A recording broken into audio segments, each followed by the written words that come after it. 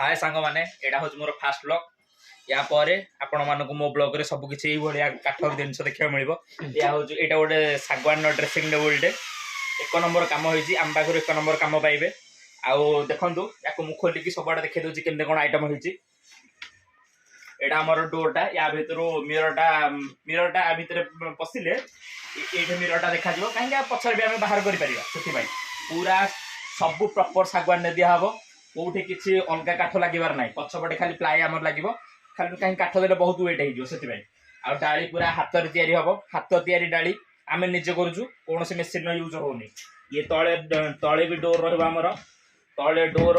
ये भी डोर अच्छी यहाँ गोटे ड्र दीपट साइड दीटा ड्र तीन टा डोर ये हूँ मिरर फ्रेम डोर यहाँ आमर चुहाई लगे आमर सिस्टमटा रही कम अच्छी